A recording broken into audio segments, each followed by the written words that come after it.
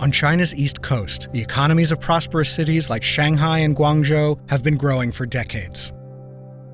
But in China's far west, there's a boom in construction of what journalists, former inmates, and the United States government call concentration camps. A vast and growing network of what the Chinese government refers to as vocational training centers are believed to hold between 1 and 3 million people, perhaps as much as a quarter of the Muslim population of Xinjiang province.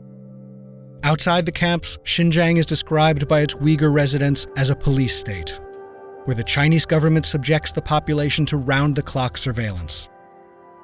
Many traditional practices have been outlawed, intended to impose Chinese cultural unity on a multicultural region.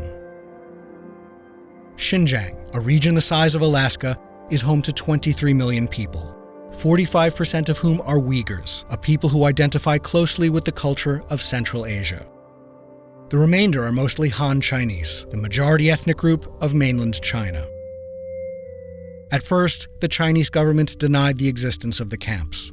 The allegation that millions of Uyghur people were imprisoned in the re-education center is completely not true. Confronted with overwhelming evidence from satellite photography, witness testimonies, and internal Communist Party documents, the Chinese government has been forced to acknowledge their existence. The Chinese government has set up a vocational education and training centers. These programs are preventive counterterrorism measures. Beijing now says the camps are necessary to counter Islamic terrorism and to quell a violent separatist movement, such as Uyghur riots back in 2009 that left 200 mostly Han Chinese dead, and a terror attack by the East Turkistan Islamic movement in the heart of Tiananmen Square that killed 5 people.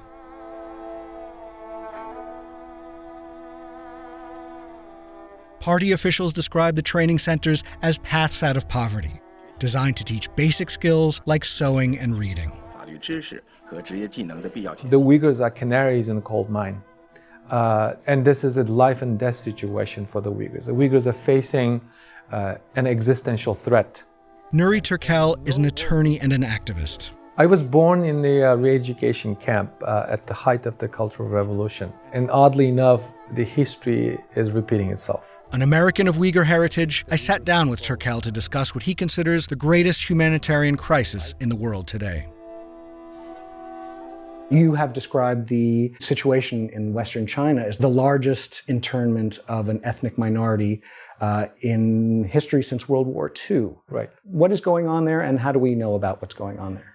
So back in 2016, Chinese government identified this Chinese version of Adolf Eichmann by the name Chen Quanguo, who was ruling Tibet until late 2016. So they brought him into power in the Uyghurs' homeland and provided him all the tools and power and the resources that could provide a final solution to the Uyghur problem. So with that, he initiated through his local legislative body to formulate what's known as the de-extremification measure that sanctioned some of the most acceptable behaviors in the society, such as growing beard, adhering to Islamic diet. That's illegal. That become illegal. Interfering your children's love affairs with non-Uyghur individuals. So this paved the way for the construction of concentration camps. So this individual by the name Chen Quanguo has quoted in AFP that these camps need to be constructed to teach like school, manage like prison, and protect like a military, with the purposes of breaking Uyghurs' lineage, origin, and roots. So the Xi Jinping government have been waging this modern-day cultural genocide in ethnic-specific concentration camps in the last 2-3 years, according to Pentagon and the State Department. Anywhere between 2 to 3 million Uyghurs and other Turkic people have been locked up in these camps. For many of these prisoners who are interned there, there's no trial for them. Is that correct? This is a no-rights zone as perfectly described by the UN. No nothing, no access to lawyers, no access to courts. Most of these people have been taken to the camps for several things. One, past writing, past teaching, past expression of political views or social views, or travel history, philanthropist work, and the songs that they performed on the stage, maybe inadvertently promoting ethnic pride, family connection with overseas or foreign-based Uyghurs, such as myself. So those are the things can make you a target. How do they come up with the list of people should go to the jail? Artificial intelligence. The authorities subjected Uyghurs to mandatory biometric collection, DNA sampling. That helped the Chinese government to build large database, artificial intelligence database. I want to get into some of that because that is really fascinating 21st century technology in order to surveil a very large population. But I first want to just clarify with you some of the more credible but shocking allegations about what goes on in these camps. Yeah. For example, torture. Yes. The Uyghurs and other Turkic Muslims being detained go through both psychological and physical torture. At least one of those survivors managed to come to the United States, have described some of the typical psychological and physical tortures. Poor hygiene, no dietary arrangement, even people sleeping in a crowded prison cell in turn. And also the most disturbing way of torturing these Uyghurs, some of the most jarring aspect of these prison camps, one is to forced renounce and denouncing the ethnic and religious background.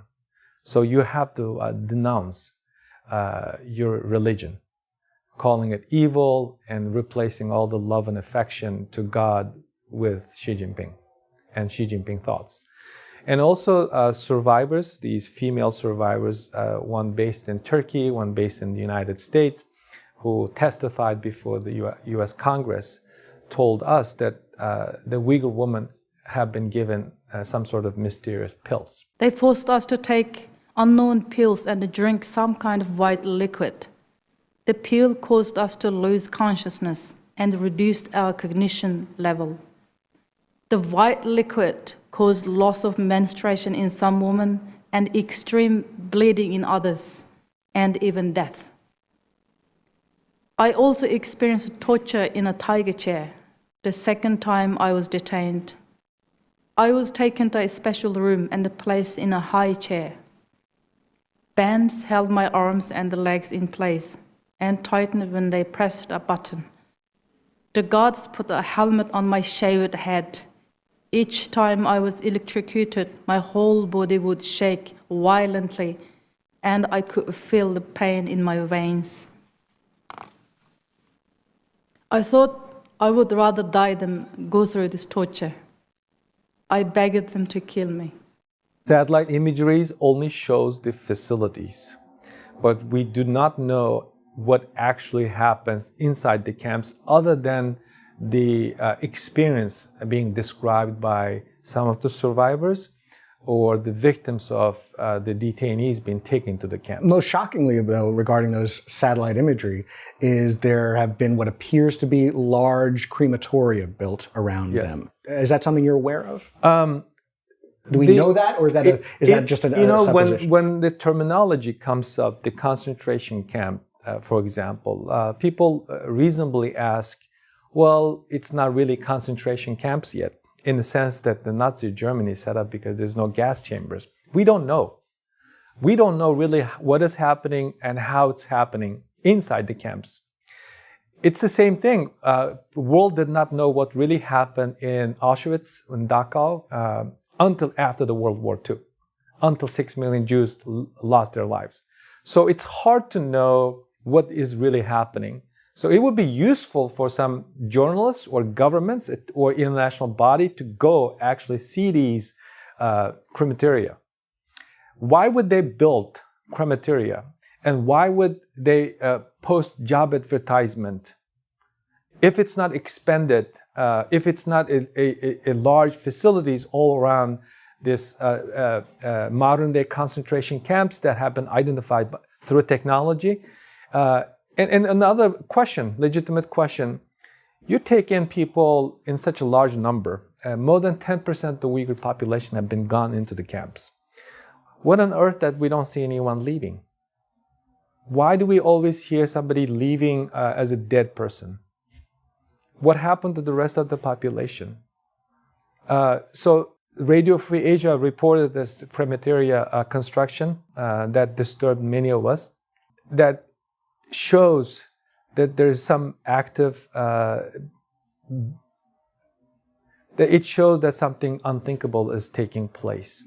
Recently, a British TV station, ITV, broadcast an interview. And in that interview, a Chinese security official who agreed to speak said that we locked up people under the false premises that they would need to be re-educated.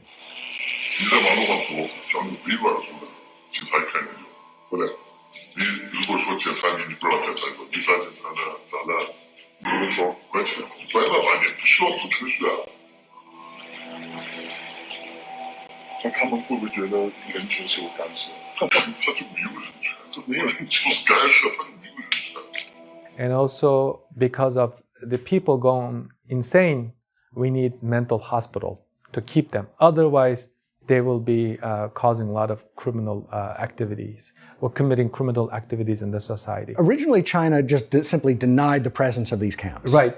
So do we have to really wait until some bodily damage actually seen to act?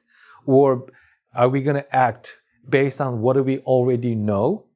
Based on what happened to people in the history when they were locked up in such large numbers based on their ethnicity and religion.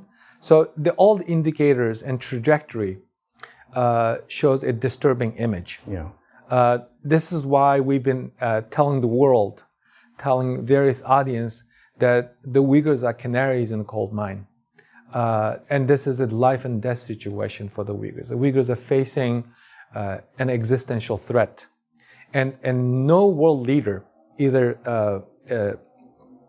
in office or outside the government, no former or current heads of state have taken up the cause yet, which is very disturbing. China has, of course, their own point of view on all this. They see the Uyghurs as an existential threat to the Chinese state, right? That's why that justifies their harsh crackdown from their point of view.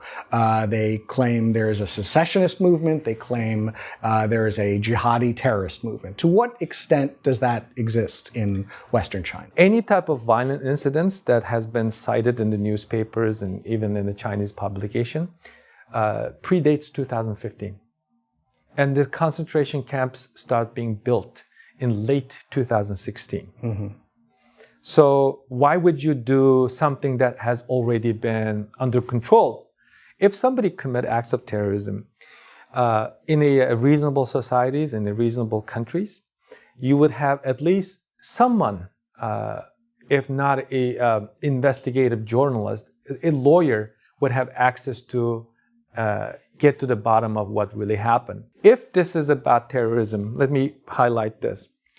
The Secretary of State for the United States would not come out and say, as he did about 10 days ago, the way that the Chinese government's treatment of the Uyghurs is a stain on the century. To be fair, though, there is a secessionist movement among Uyghurs, is there not? The Uyghurs have had two independent republics in the modern history. The first one is in 1933. The second one is in 1944. Both of them are named East Turkistan Republic. That the name East Turkistan is related to that modern Uyghur political history. So the second one was established with the help of the Soviets and also destroyed with the help of the Soviets 5 years later. Because of that glorious history that the Uyghurs are always nostalgic about, the Uyghurs' desire for an independent homeland has never disappeared. Even after the brutal occupation of the Mao's Communist China in 1949, with the help of Stalin. But as far as the movement is concerned, because of the ongoing daylight killing of the Uyghurs' aspiration and body and soul and dignity, more Uyghurs are inclined to go for separate, independent Uyghur state these days, which should be respected. Because it's what's legitimate dissent. But China finds this is very useful excuse, because when you advocate Uyghur rights around the world, any country has a diplomatic relationship with China cannot publicly support any separatist or secessionist movement. So the Chinese use this as a tool to silence some governments claiming that there is a organized separatist movement. So they distinguish the ultimate desire, the Uyghur people's desire versus what actually happening have to be distinguished. So if this has been going on for a long, long time, why has it gotten so much worse in the last 10 years? If you look through the Chinese history, us against them mentality have been very evident, as it has shown in the way that they treated the Tibetan people and in the way that they have treated non-Han Chinese individuals or subjects throughout the history.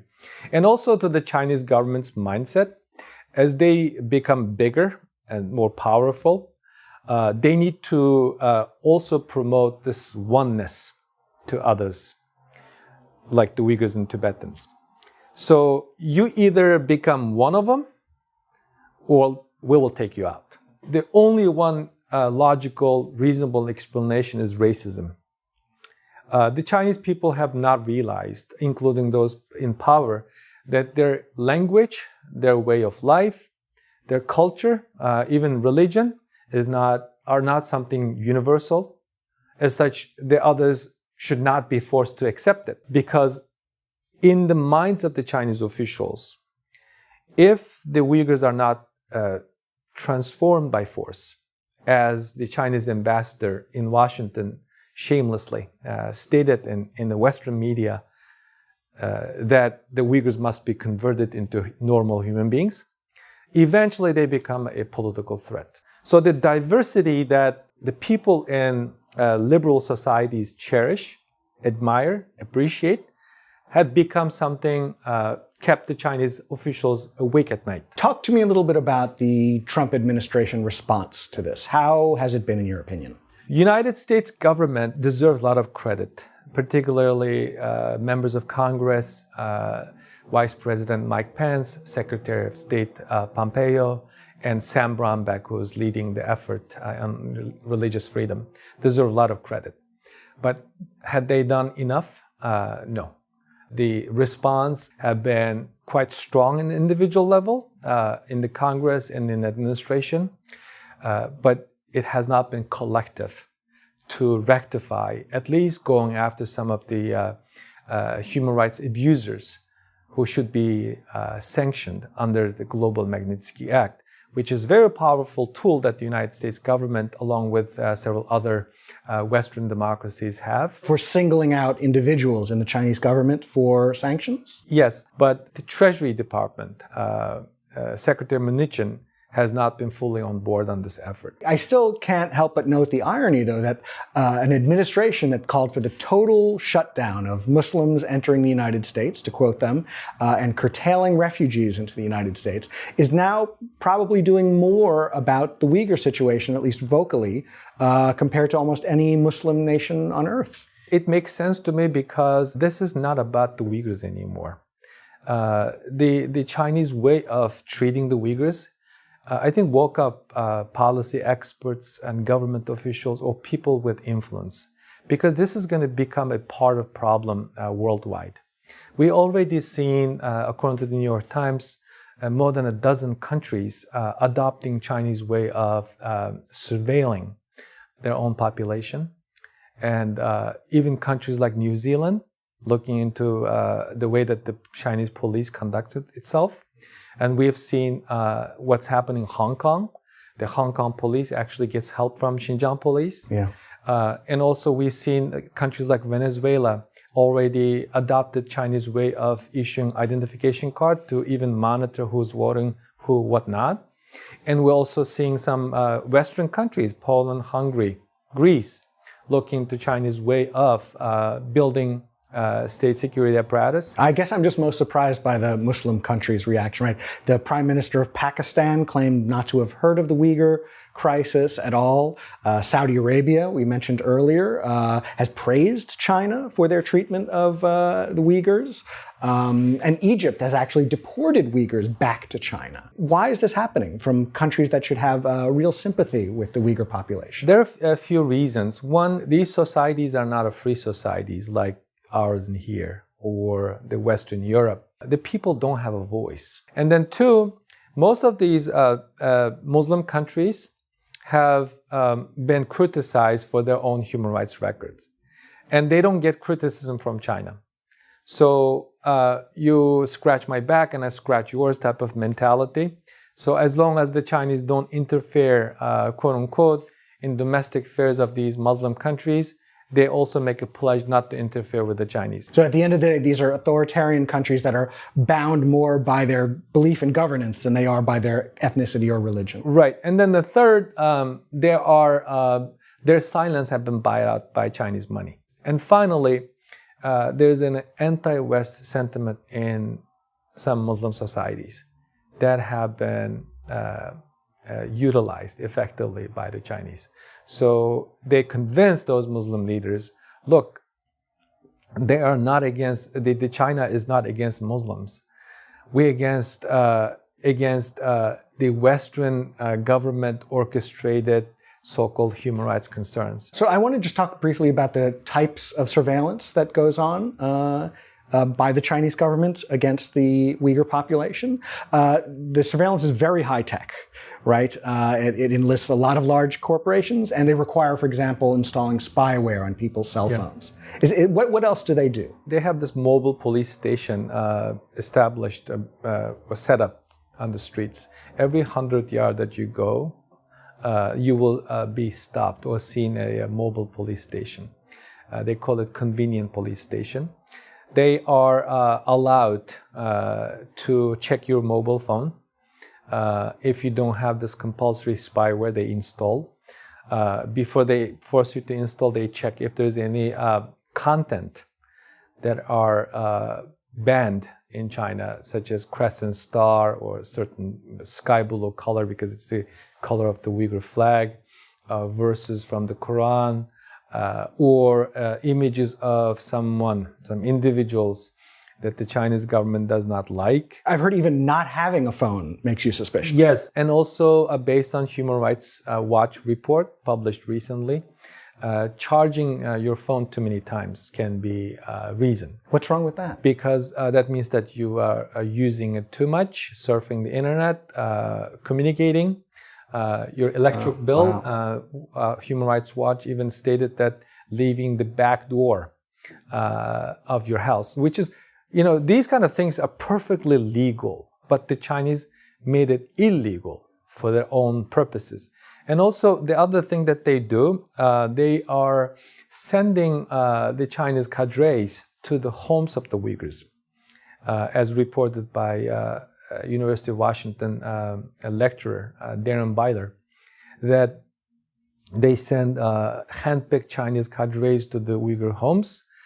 Those homes could be somebody who has been taken in, their wife and children left behind, or just normal Uyghur family. So they go in and live with them. Basically, they eat on their dining table and sleep in their bedroom. We have images, we've seen images. And then the most jarring of this family homestay programs is to force the Uyghur kids to spy on their parents. That's terrifying. And the kids' honesty, based on disturbing reports that we have seen, resulted in some parents sending to the camp the next day. So it's been so intrusive. Recently, I attended a panel discussion. The title of the panel was "The Other Type of Prison," describing the Uyghurs who are not in the camps. An open-air prison. Open-air prison. So when you just imagine that you try to have a normal life, you take your children to school, You're stopped randomly by police, subject to biometric search, data collection, and the iris scan. In some instances, you're forced to give DNA sample if it was not done previously. And then when you kids off to school, the teachers force them to answer some private conversations, like what kind of conversation that you parents have at home. Do they practice? Do they teach you this and that? And the children's honest answer resulting in their parents' detention. And also the Uyghur kids have been forcibly taken into state-run orphanage. The Chinese government, based on their own reporting, will fully institutionalize their state-run orphanage by 100% at the end of next year, which is about 22% now. So there's a rapid increase of the construction of the orphanage, which was reported on BBC, CNN, and also the Vice News recently. They look like a prison, barbed wires and tall gates and cameras all around. So I think the legal scholars and policy experts are right when they said that the Chinese government is committing cultural genocide. Nuri Turkal, thank you for joining us at Reason. Thank you very much for having me. For Reason, I'm Todd Cranen.